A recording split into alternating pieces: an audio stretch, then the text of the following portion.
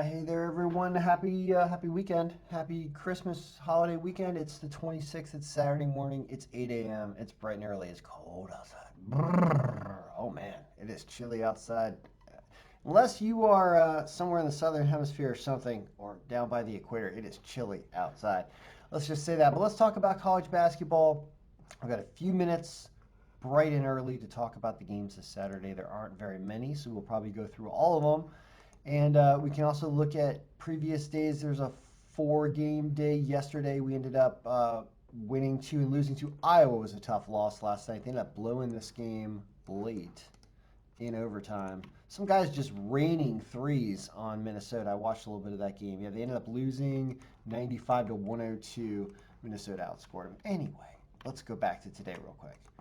We'll get you in and out of here for today real quick, and then we'll talk about some work I've done on the file and some previous scores and stuff from previous days after we get through the game. So, here's what we got here. We got this algorithm that really does an excellent job of giving you an idea about which team is going to win. And that is shown up here in this percent margin column.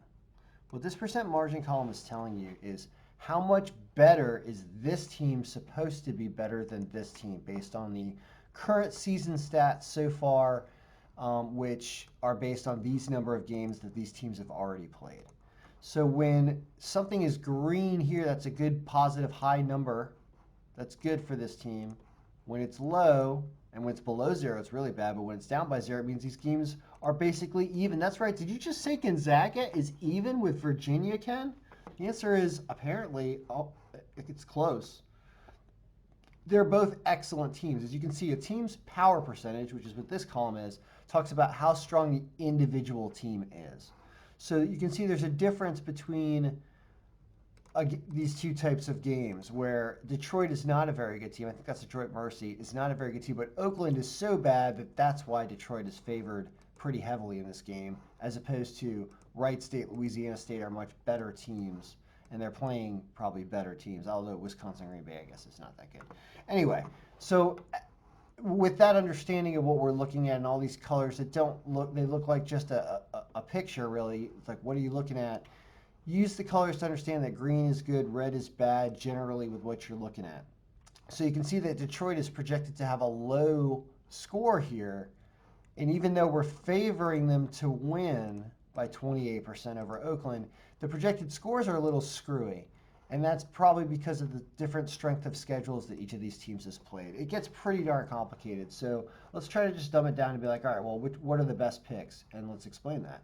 Well, what I always like to do is I always like to remove the teams one at a time as we go. And this allows you to just kind of leave yourself with what you consider wagering on, or what I would view as the best picks that it's offering. So this Louisiana State-Nicholls State game, the line is terrible. I always say you can't do anything with these types of games where there's like 20-some points or something. Like, I don't know what to do with that. Like, you can't ever really know. I'm going to shrink teams out a little bit so we can change the size of this thing. There we go. All right, so let's remove Louisiana State because you just can't do anything with this line. Wright State versus Green Bay, similar problem. We do think they're going to cover this 15 points anyway, according to the projected score, but who wants to risk it with 15, 16 points? I would just say you can't do anything with this type of game. Detroit and Oakland, now, in this situation, Detroit's power strength is low. They're minus 174, but they are at home. They've played 6 games. I think this is an okay pick. I just don't want it to be the pick of the day because their power strength is so low. So let's leave them up there, but they're not the pick of the day. Louisville. Did I say Louisville? Sorry. Louisville versus Kentucky. Louisville's at home. Louisville's favored. We think they're actually going to cover that spread against Kentucky. Because why? Because Kentucky isn't as good as you used to think about Kentucky being. That's what this is saying. They're saying Kentucky's only a 25-ish% team. I'm surprised at this. I thought Kentucky would be better. We're going to leave it up there because Louisville's at home. But doesn't look like the line's all that great at minus 200. but there's a lot of consistency in it predicting Louisville to win this game, so I'm not going to remove it off the list. Houston and Central Florida. Here, Houston's away, but they're also favored by 7.5 points. We think they're going to cover because Houston's a really strong team. UCF, however, is a pretty good team. I don't like this pick at all because they're away. UCF is a team that's apparently like a 48% team or something. That's still pretty good. That means they're like as good as Louisville. Louisville's a 49% team, and 71 minus 23, which ends up being like 47 or 48 is what Central Florida is. So I'm scared with a team that's that strong at home, even though they're against Houston. So I'm just going to remove Houston off the list. Or I'd even consider, so you're not supposed to go against the algorithm.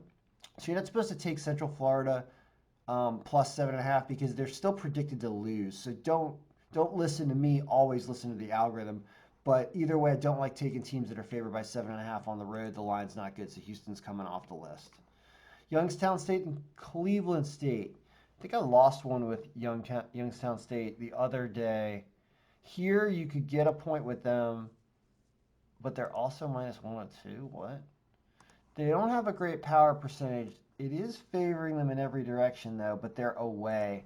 I don't know. I don't like this. I don't like these power percentages. They're not good. That means the teams are not good teams. I want to remove both of them. Let's get really, really picky today. No Detroit. No Youngstown State. Illinois and Indiana. Here, Illinois favored at home makes sense. They are a strong team. Indiana's still a good team, but in this case, Indiana's on the road. Line not good, though. Minus 330. That stinks. Tough to take a minus 7. Maybe on the money line in a parlay. But the line is not good. No, the line's just not good. Sorry. I'm off here. Towson and Coppin State is favored ridiculously, and they have a bad power percentage. All right, here's something interesting. So in this game, even though they've only played 4 games, though, that's why. But still, Coppin State plus 12.5 because the power percentages are so low there. But moving it off because it's still weird. Robert Morris playing Purdue Fort Wayne. So here's a team with a bad power percent. All these teams have only played 3 games. You can't know anything. Let's get that out of there. Only 3 games played is nothing. Other teams, you see them have 6, 7, 8, 9 games. You can't make any judgments on that. So let's get that out of there. Mason at home. Should I go to that game? I could. Maybe not. I probably can't go. There are like rules about going places now. You can't go there. They're minus 588. They're not that strong of a team. They've only played 5 games. They're not favored by point projections and favored by 9.5, so you can't do anything with that. That's nothing to do there either. Northwestern at home against Ohio State. Here looks like something. Here's something where we disagree with Vegas. And we got Gonzaga, Virginia. All right, let's see what this... Now, this is interesting. What you see here with these power percentages, you see good college basketball. 6 goods, because there's 6 teams here, and they're all good. That's why. Good. This I like. I like a lot about talking about these games and giving you your pick of the day from these games, and also giving you a play on all 3 of these games, potentially. First of all, Louisville, Kentucky. Because they're at home, just take a minus 200 to win. I know it's not a good payout, but you can't take a minus 4.5 because Kentucky's a decent team. So you can take them to win. They're at home. They should win. That's what you do with that part of the pick. Northwestern versus Ohio State, also at home. Here, you can get 3.5 points with Northwestern because Ohio State has such a good reputation. We think that plus 3.5 is a fantastic play because they're at home, because we're also favoring them by 9% in this game. We have them as a 60% team, which is like the 3rd best team on here. And the reason why I say 3rd best is because Virginia is apparently a 65% team, 72 minus 7.5. So Virginia is actually stronger than Northwestern, apparently. But we do have Northwestern as about the 3rd strongest team on here. Them plus 3.5 seems like the pick of the day, doesn't it? I know they're the second best favorite team out of the three here. You get 3.5 with them. Projected score says they're going to win. These teams have played at least 6 to 8 games. I like it a lot. So Northwestern plus 3.5 is pick of the day. So you got that. You got Louisville to win on the money line. What do you do with Gonzaga and Virginia? Here it says this game is a whole lot closer. I think the takeaway from reading this is that, first of all, Virginia's at home. That's number one. Second, Gonzaga has a great reputation. Yeah, they do. Virginia's only played 5 games, though. Gonzaga's only played 6. This is a ridiculous line for Gonzaga. All the money's flowing to Gonzaga. I think, yes, they are a very good team, but Virginia is right up there. So this spread is distorted. Now, point projections agree with Gonzaga winning this game by a ton. All right? Now, for what that's worth. I want to look at this. This is a better gauge of the difference between these two teams. This says closer game for Virginia. I want to take Virginia plus 8.5. And I'm considering taking a little bit on Virginia to win. How much is the money line of Virginia there? Let's see if we can just click this. Virginia. You get a plus 370 money line on them. That's phenomenal, given that they could potentially, they're a 65% team. So I want to take Virginia plus 8.5. But that's me disagreeing with the algorithm. So I'm not going to give advice because every time I say don't listen to me, listen to the algorithm. The algorithm says Gonzaga wins this game. But it's way down here on the list. So it's actually saying kind of ignore that game. It's a good game to watch. But the two picks are Louisville to win and Northwestern plus 3.5, which is the pick of the day. Now, let's open up and talk about yesterday and some more stuff in here. Because I was thinking about January. I put up a link so you can subscribe to January and get access to the Google Sheet, which is right here. And in the Google Sheet, you get a look at all of the games one by one in a different thing. And I also take the snapshot of this, this little snapshot of everything, because I like it in this order. As we went through the list, if you were to play more than the games I just said, well, it's saying take Detroit on the money line because they're only minus 174. It's saying Houston, it's saying Youngstown State plus 1.5, saying do that. So it's other things that it would say to do that are less optimal picks, right? Well, within the Google Sheet, you get to see them lined up one by time, like, that Youngstown State's an early game. Here, this pick is at 1 o'clock, and then the other pick of the day of Northwestern is at 2 o'clock. So you're done with the picks of the day by 3 or 4 o'clock in the afternoon. And you can watch football.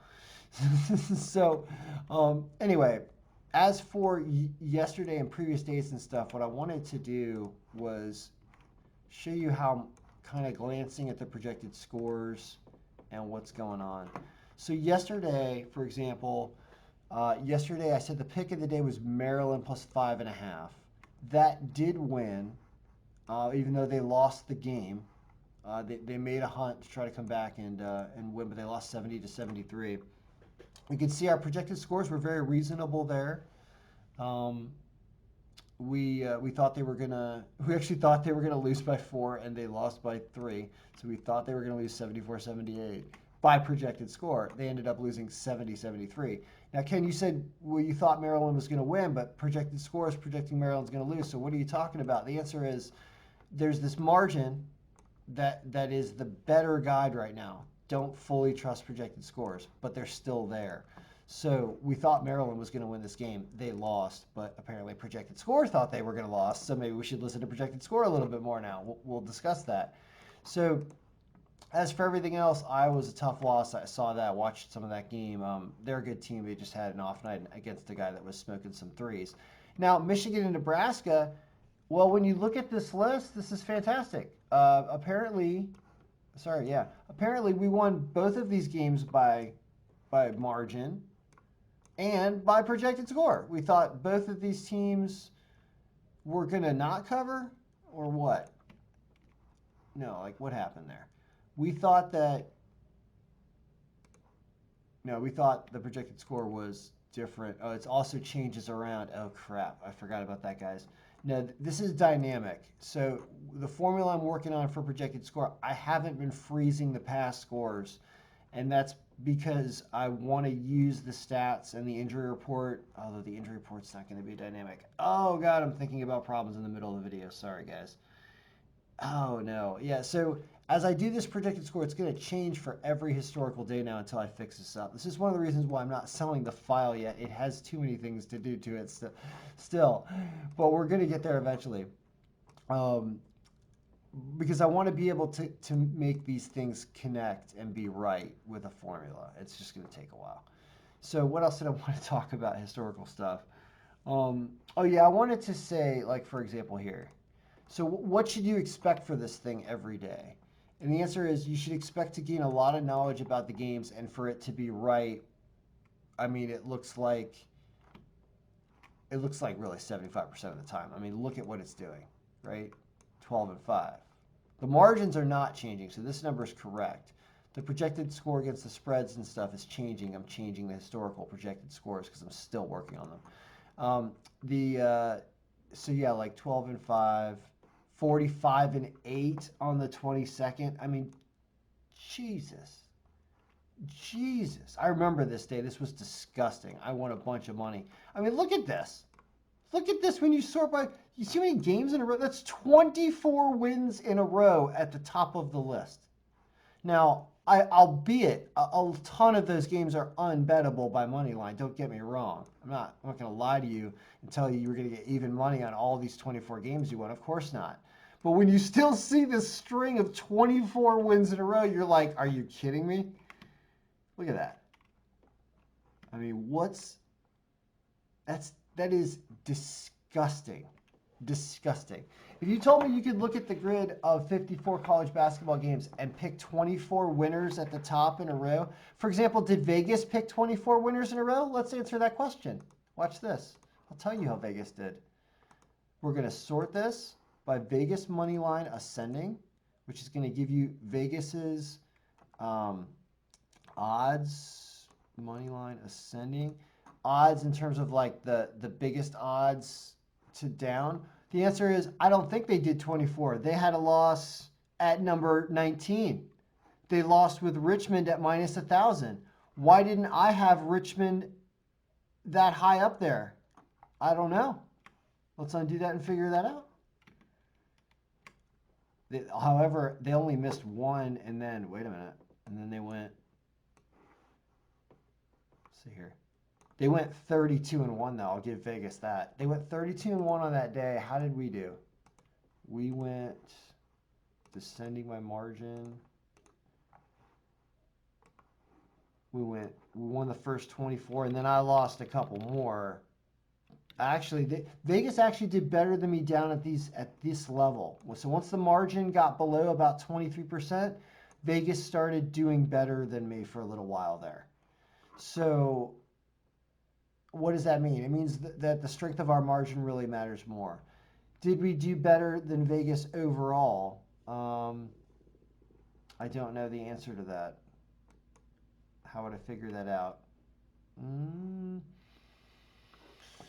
Well, okay, the win-loss is going to tell you. So we can filter this by margin greater than 0, the way we normally look at this, which means the teams that the algorithm thinks are favored. And that answer was 45 and 8.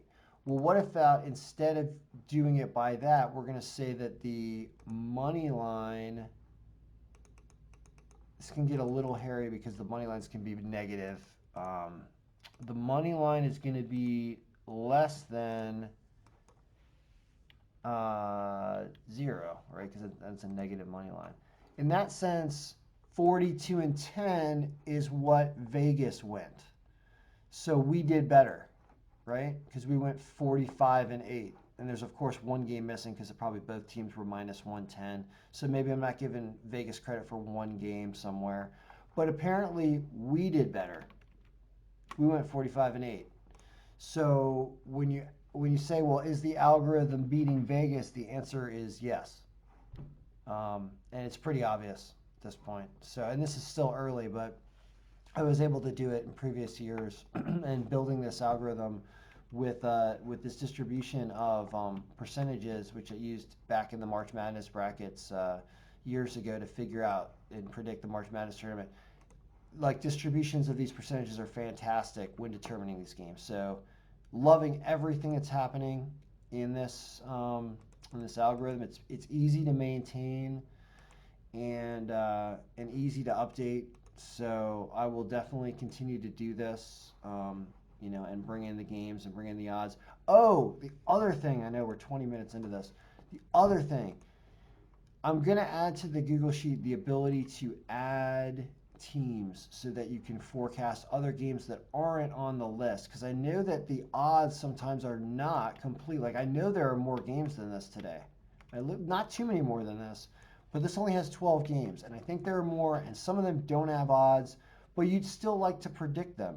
And the way you could do that is, you could just find the team name in here. You could be like, oh, what is this? Air Force is playing Alabama. And then you could bring in the percentage of what their marginal score is, essentially, from the standing sheet. And this would allow you to compare the two teams. And also, the projected scores would also flow through. See, so in this case, Alabama probably annihilates. I'm sorry, should be right here. This is actually their power straight. This would be the comparison of the two. And you would see that Alabama should just destroy. And it'll even give you a projected score.